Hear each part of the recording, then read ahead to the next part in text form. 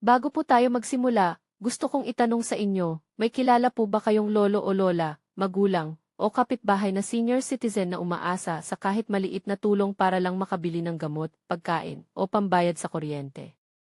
Kung ang video na ito ay para sa kanila at para na rin po sa inyo. Manatili lang po muna at pakinggan ninyo hanggang sa dulo dahil mahalaga ang bawat impormasyong ibabahagi natin ngayon. Kamakailan, marami sa ating mga Pilipinong senior citizen ang nakarinig tungkol sa isang libo na buwanang social pension. Kumakalat po ito sa Facebook, sa TikTok, sa YouTube, at maging sa mga text message, sa Messenger, at sa mga group chat sa Viber. Pero kasabay ng balitang ito, marami rin pong naguguluhan. Kaya naman, tanungin natin ng diretsyo, totoo ba talagang may 1,000 buwan ng social pension? Sino lang po ba ang maaaring makatanggap nito? Automatic ba itong ibinibigay sa lahat? Kailangan pa bang mag-apply? Kasama po ba ang lahat ng senior citizen? At ang isa pang malaking tanong na madalas kong marinig, pareho ba ito sa pension? Kung ikaw ay nagtatanong ng ganito, hindi ka nag-iisa. Napakaraming senior citizen at kanilang pamilya ang gustong malaman ang katotohanan. Kaya po hihilingin ko sa inyo, manatili hanggang sa dulo ng video na ito. Dahil sa panahong ito, napakaraming maling impormasyon na kumakalat sa social media, at hindi lahat ng nababasa natin online ay totoo. Sisiguraduhin nating malinaw at tama ang ating maunawaan. Simulan natin sa pinakaimportante. Ang tinutukoy na 1,000 buwan ng social pension ay bahagi ng programa ng gobyerno na tinatawag na Social Pension for Indigent Senior Citizens. Ito po ay tulong pinansyal para sa mga senior citizen na nangangailangan. Dati, ang halaga nito ay 500 kada buwan, ngunit dahil sa isang batas, ito ay itinaas at naging 1,000 kada buwan. Karaniwan, hindi ito ibinibigay araw-araw kundi ipinapamahagi ng paunti-unti sa loob ng taon, at ipinapatupad ito sa tulong ng iyong lokal na pamahalaan o DOLE. Ngayon, narito ang isang bagay na kailangan nating maintindihan ng mabuti. Ang social pension na ito ay hindi po pareho sa pension. Iba po ito. Marami sa ating mga kababayan ang nagkakamali ng akala na basta senior citizen ka, automatic ka nang tumatanggap ng 1,000 na ito. Hindi po ganito ang totoo. Hindi lahat ng senior citizen ay otomatikong kwalipikado. Ang pagiging kwalipikado ay nakabatay sa opisyal na mga alituntunin at patakaran ng responsableng ahensya ng gobyerno na siyang namamahala sa programa. Kaya't hindi ko po sasabihin sa inyo na lahat ng senior ay tatanggap nito, at hindi ko rin po ipapangako na sigurado ang inyong approval o sigurado ang inyong buwanang pagtanggap. Bakit?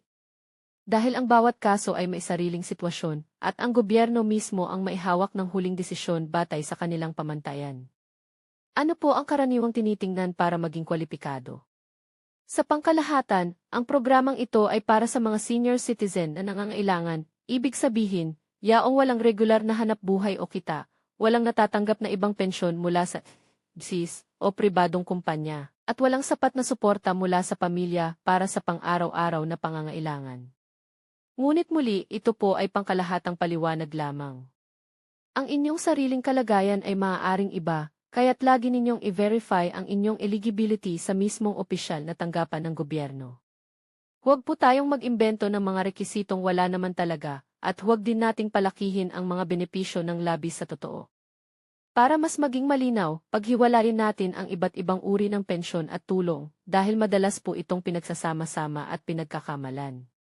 Ang social pension ay para sa mga nangangailangang senior na walang ibang pensyon.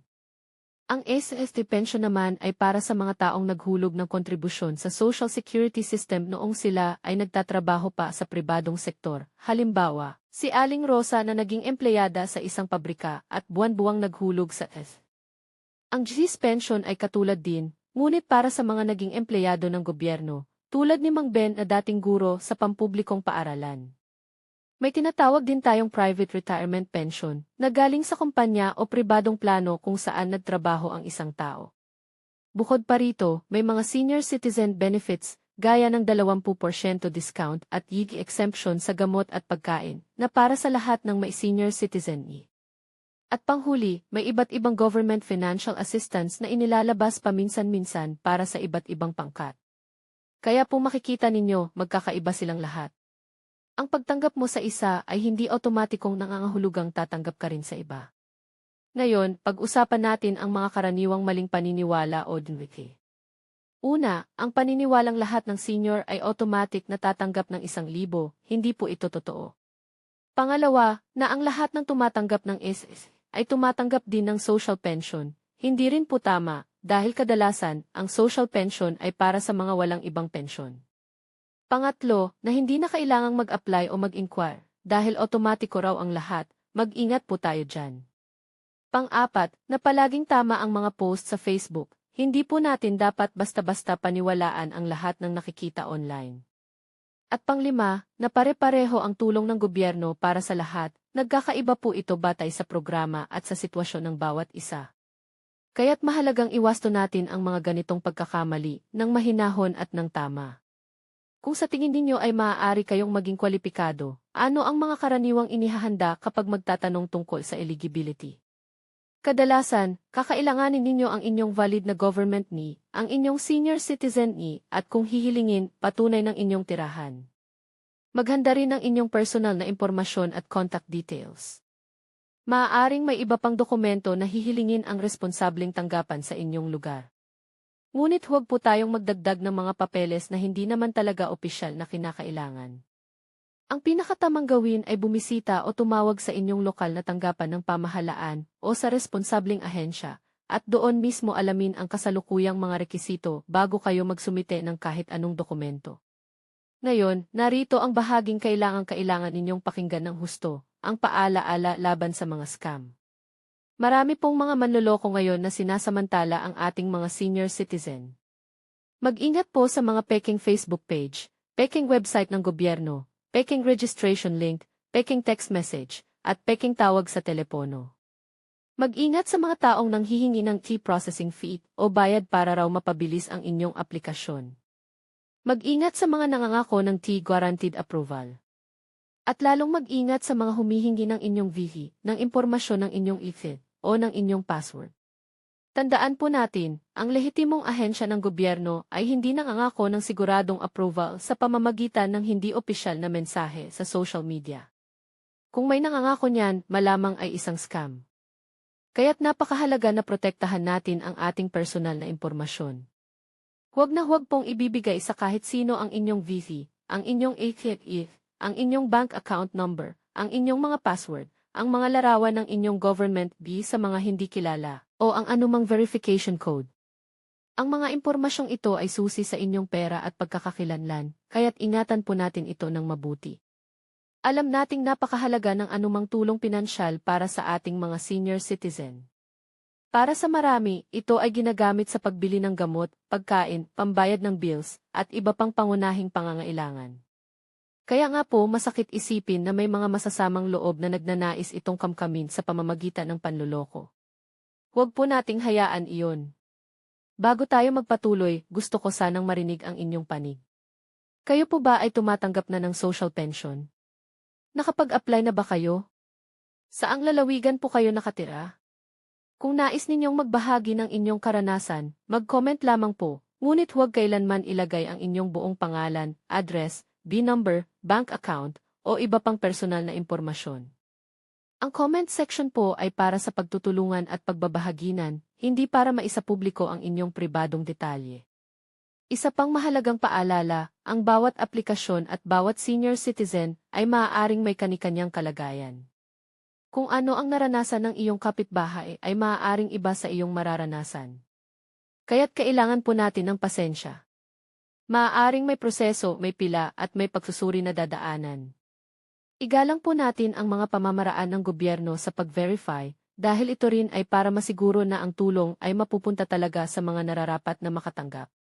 Kaya't buuin natin ang lahat ng ito ng simple. Hindi po lahat ng senior citizen ay otomatikong kwalipikado sa 1,000 buwan ng social pension. Iba po ang social pension sa pension, sa GS pension, at sa iba pang uri ng tulong. Lagi po nating i-verify ang impormasyon sa opisyal na mapagkukunan ng gobyerno. Protektahan po natin ang ating personal na impormasyon. Iwasan po natin ang mga scammer. Ihanda po natin ng maayos ang tamang mga dokumento. At kung kailangan ninyo ng tulong, Huwag po kayong mahiya na humingi ng gabay sa isang mapagkakatiwalaang miyembro ng pamilya.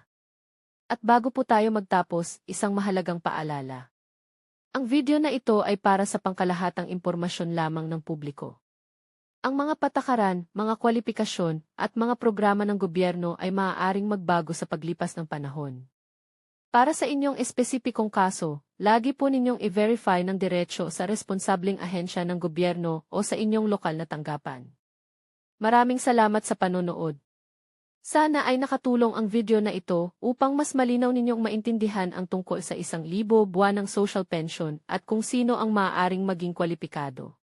Kung gusto ninyo ng mas marami pang updates tungkol sa SIS, social pension, senior citizen benefits, government assistance, pension release, at iba pang mahalagang balita sa Pilipinas, siguraduhin mag-subscribe sa channel na ito at i-on ang notification bell para hindi kayo mahuli sa aming mga susunod na updates. Maraming salamat po at magkita-kita tayo sa susunod na video.